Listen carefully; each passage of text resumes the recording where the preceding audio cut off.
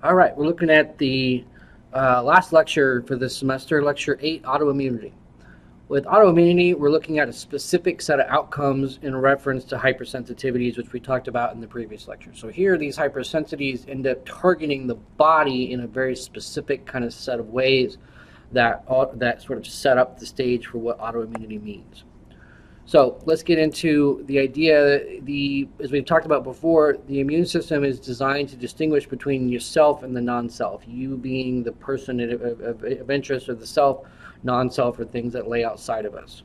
So we need to be able to distinguish so that the body knows what to attack and what to leave alone. Ultimately, autoimmune disorders occur when we attack the self and fail to make that distinguishment. And autoimmune disorders or autoimmune disease becomes sort of a set of conditions in which that failure to distinguish self from non-self breaks down. And ultimately, the foreign invaders and the self can no longer be distinguished. Some of the most common examples that we'll get into: rheumatoid arthritis, the body attacks its joints commonly. Type 1 diabetes, often known as juvenile diabetes because this happens early in life. The body attacks its own pancreatic cells, specifically the beta cells. And lupus is a little more diverse than some of the others. The body generally just attacks different parts of itself, leading to a more set of divergent conditions. Ultimately, we'll be more specific, but that's kind of a general take on autoimmunity. One of the most common aspects are what are called autoantibodies. It's not always the case, but very commonly we create antibodies that end up cross-reacting with our own tissue. Part of this has to do with the fact that antibodies have a certain amount of cross-reactivity. The specificity isn't quite as high as we sometimes make it out to be, and that lock and key idea sort of means that the specificity is almost like one key could unlock multiple doors in the same house. It's not as specific as you'd like it to be. And so the cross-reactivity means that antibodies can bind to a pathogen, for example, and end up binding to the body's own tissue somewhat haphazardly. Once this starts to happen, those antibodies can begin to interfere with normal functioning or even damage the tissue itself. One of the examples that will be mentioned here is Graves' disease. Graves' disease, the autoantibodies end up binding to the receptors in thyroid tissue and triggering the thyroid tissue as if you had a hormone binding. So it kind of mimics hormone binding, and it causes the thyroid cells to overreact, and that causes what we refer to as hyperthyroidism. So it's like having a trigger that's not meant to be a trigger that stimulates the thyroid to act in ways that it shouldn't. So that's just one example.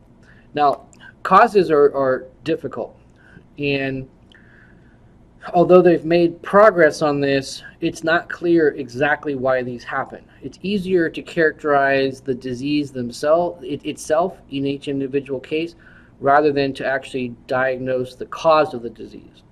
So in other words, you can kind of take the symptoms and characterize those as a disease, like Graves' disease. Graves' disease happens when autoantibodies target the thyroid.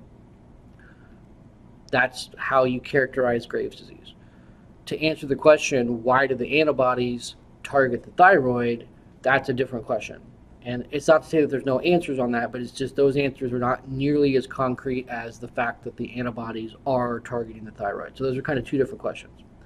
To make the reason why it's so difficult to answer is the complexity of the immune system in and of itself, just as humans go, but then the individual variability within each member of the population adds to that complexity even more. So it's just, I've mentioned this in other lectures, it's just layers upon layers upon layers of complexity. Never underestimate the fact that your immune system is just almost endlessly complicated. So, in the last lecture, I kind of likened the immune system to a computer. It has this programming and how it's supposed to respond. All of a sudden, you get inputs that don't match the programming, and now you're more likely to have misfirings like a computer glitch. Now, although we don't know exactly in every case, there are some general speculations. For sure, some people are genetically more likely to have these outcomes. That's a fairly concrete observation. Certain familial, there's a certain level of familial clustering, as we'll show here in a second. Environmental triggers are generally thought to be part of it, and then immune system dysregulation. So the environmental triggers might be things like pesticides or plastic pollution.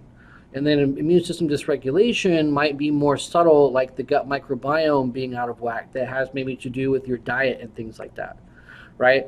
That can then sort of be related to another set of issues. So really, environmental triggers can lead to immune system dysregulation. So these things can be sort of self-amplifying. Environmental triggers could be things like infection, exposure to chemicals, or even stress.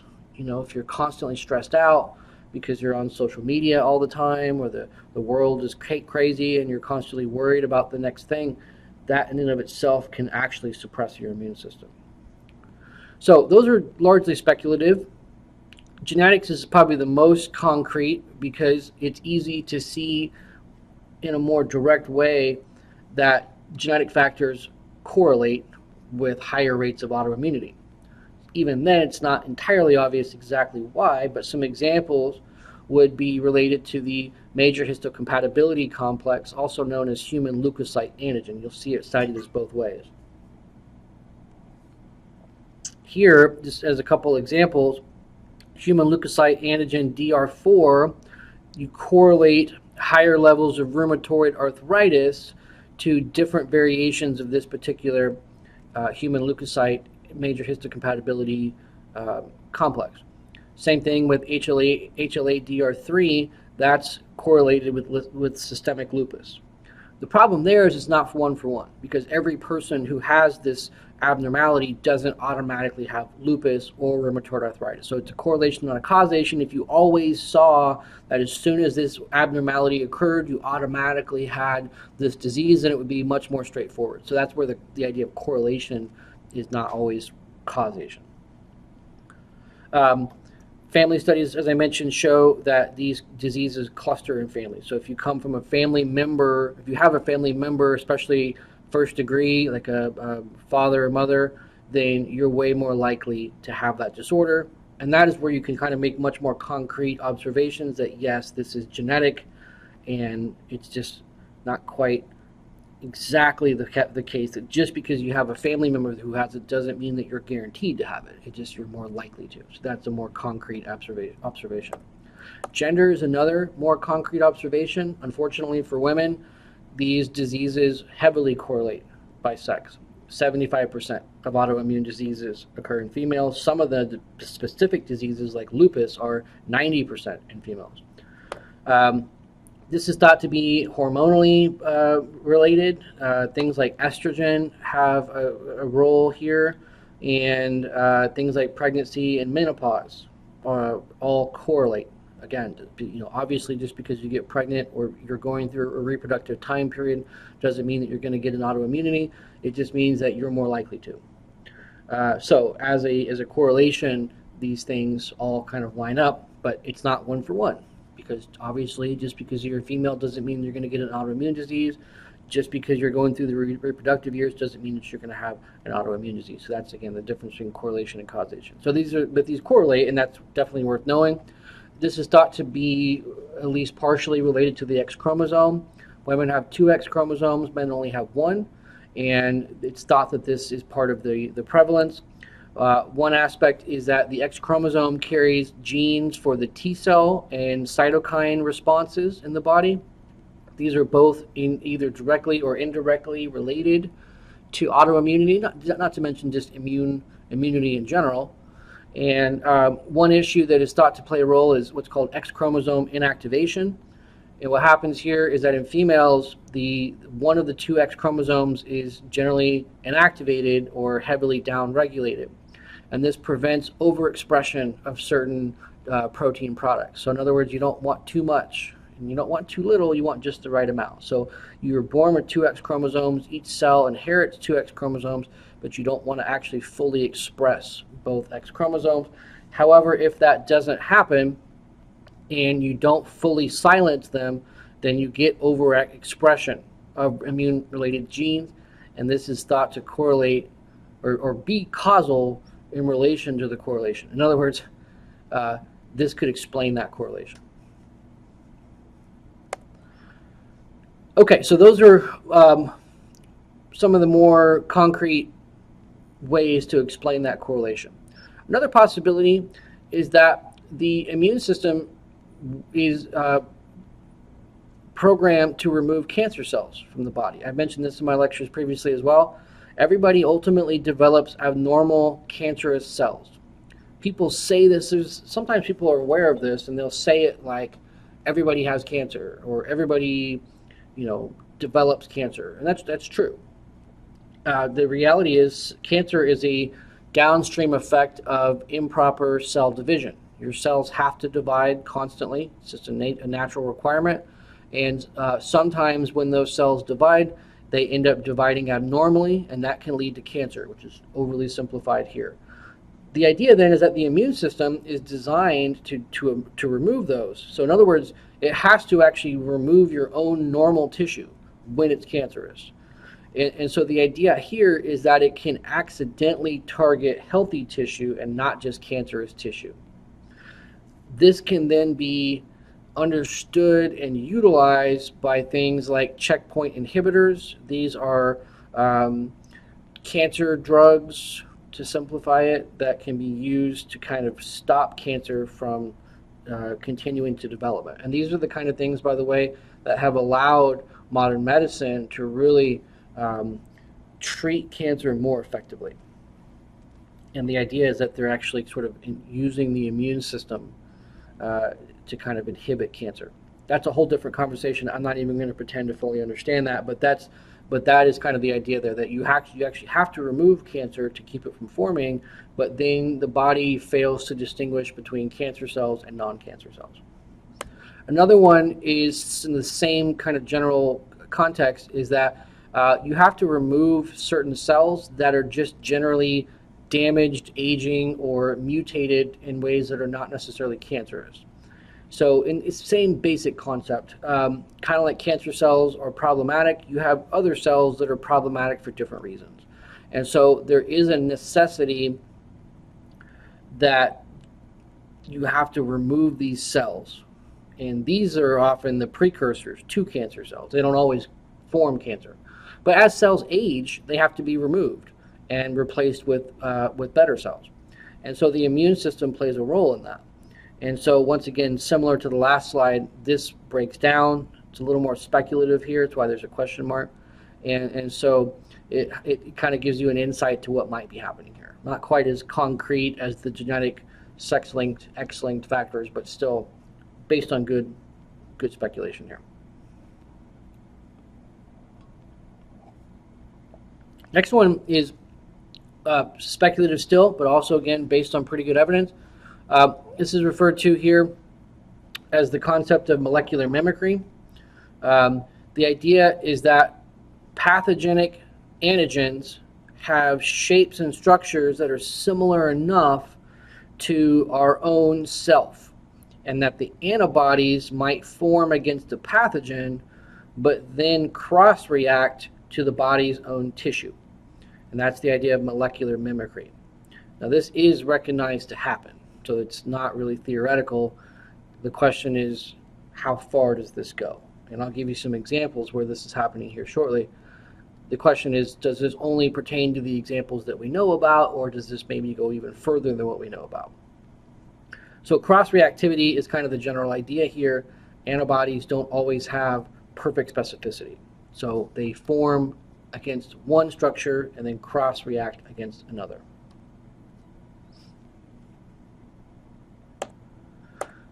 Another big area of speculation, also again based on good evidence, is the gut microbiome. What can be shown is that the gut microbiome has changed.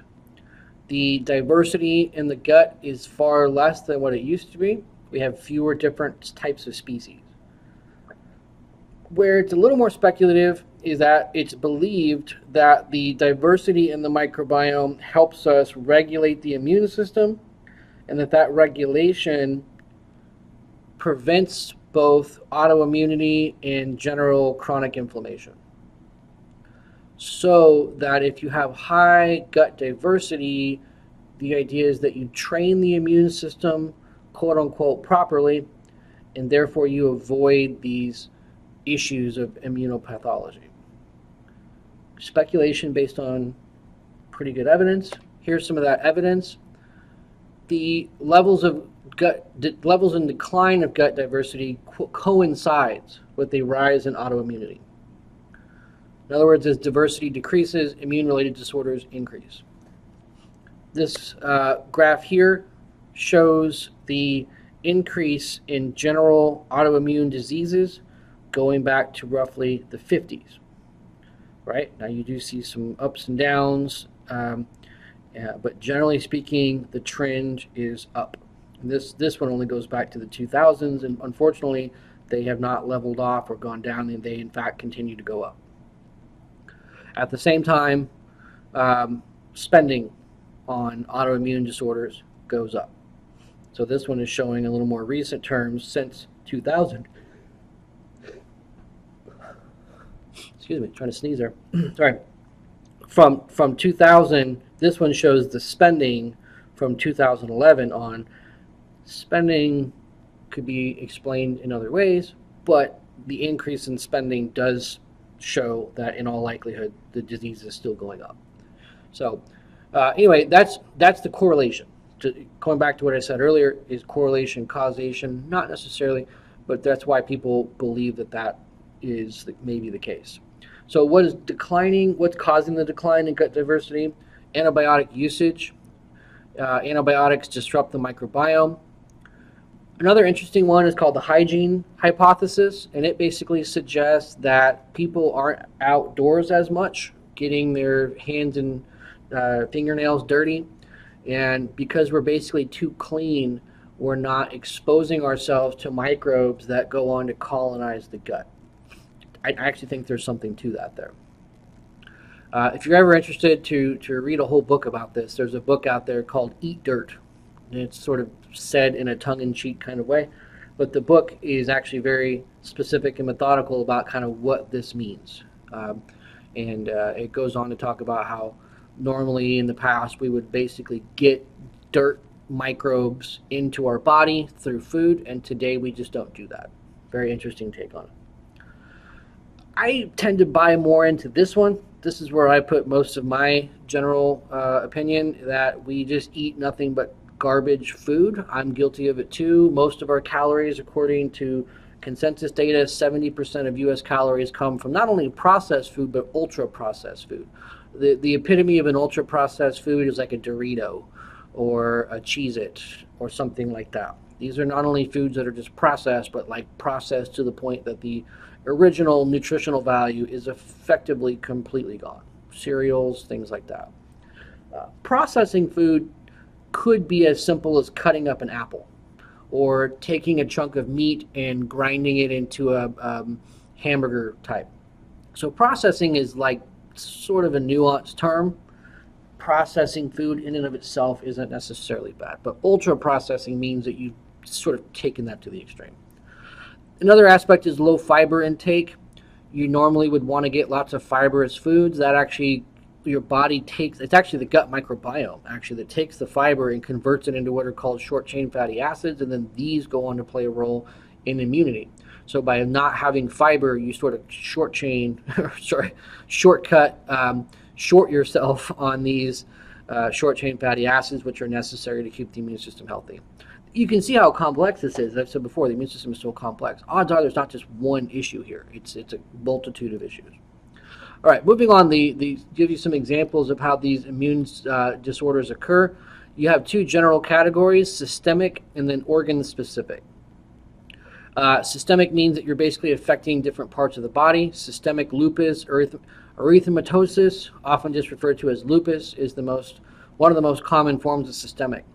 Organ-specific, you might see things like type 1 diabetes, Hashimoto's thyroiditis, and others. And these are therefore related to one particular part of the body. This is a chart out of the textbook, given you some of the most common examples. We'll talk about most of these here. So this is actually the list that we're going to go through here. I won't spend much time on each one of them, and you can go back and kind of review the notes here, but I'll kind of walk you through each of these here real quickly. Rheumatic fever, this is one that stems from molecular mimicry. The strep throat infection usually is the way this comes about. The body might even clear the strep throat, but the antibodies persist and they go on to attack different parts of the body. Every person, if they experience this, will have a different set of conditions, but you'll have things like heart damage, joint damage, and even central nervous and skin damage. The idea is that you want to try to treat infection as early as possible, and this is definitely one of those areas where antibiotics are a really good idea. Even though I just said in the previous slide or two that antibiotics disrupt the gut microbiome, I would argue, in my personal opinion, that when it comes to strep throat, that's a worthy trade-off. Don't mess around with strep throat. It's one that you can clear, but it can come back to haunt you. This actually can occur sometimes years later. It's not even in the short term. Like years after the strep throat, it can come back as rheumatic fever. Psoriasis is another one, also related to strep. A little more nuanced, not necessarily strep throat here, but strep bacteria can induce psoriasis, in which the immune system kind of starts attacking either the skin cells or the strep bacteria in and on the skin tissue.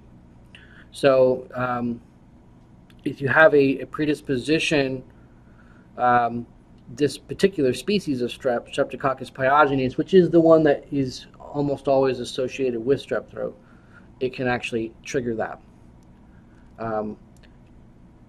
This particular form of psoriasis is more directly connected to that particular bacterial streptococcal infection. So there are different forms of it. Psoriasis is a more specific subject altogether. But this particular form connects to strep, which are another example. It's another example of molecular mimicry. By the way, this one here is more of a potentially systemic issue. As you can see, heart, joint, skin, central nervous system, whereas this one is a good example, more of an organ specific, the skin being an organ. Multiple sclerosis, this is another one in which it's thought that viral infections, molecular mimicry kind of brings this about. Ultimately here, the antibodies in the body end up attacking the myelin, which is what coats the nervous system, the nerve cells rather, and allows the firing of nerve activity to be controlled. Without the myelin sheath, nerve firing becomes more chaotic. You tend to cross-react. One nerve firing cross-activates another one, and you can end up with a number of serious issues in the nervous system in general. This is not quite as clear, but it's generally thought that certain types of viruses can initiate this molecular mimicry that goes on. From my understanding, the Epstein-Barr virus is the most likely causative agent because almost everybody who has this shows a history of Epstein-Barr. Epstein-Barr is relatively common. Could be just correlation and not causation, but that's at least where it's thought to be a pretty strong correlation there. Or there is a strong correlation, but whether that's causative, a lot of people think so. Now, systemic lupus erythematosus, just often referred to as lupus, this is much more common in females, and it ends up being autoantibody induced systemically. The correlation is genetic, but not strictly, and what they think is happening is for some reason the body produces autoantibodies to intracellular materials like nucleoproteins from the nucleus and even mitochondrial proteins, which is kind of interesting. Those then go on to cross-react in many different areas of the body, leading to this systemic autoimmune condition. This one actually results in flares. They come and go. Symptoms come, and then they go away, and then they come back, and then they go away. And this, as I mentioned, is heavily seen in women. Rheumatoid arthritis is an example where it affects the joints. It doesn't always affect the joints, but that's usually what you associate it with. Specifically, the synovial membrane of the joints, and this can ultimately cause chronic inflammation. So you tend to deal with this once it develops for a period of time. And then ultimately you get kind of joint pain, swelling, stiffness that can lead to deformities and complete loss of function. So if that just continues, you just suddenly get to the point where you can't use your hands, for example.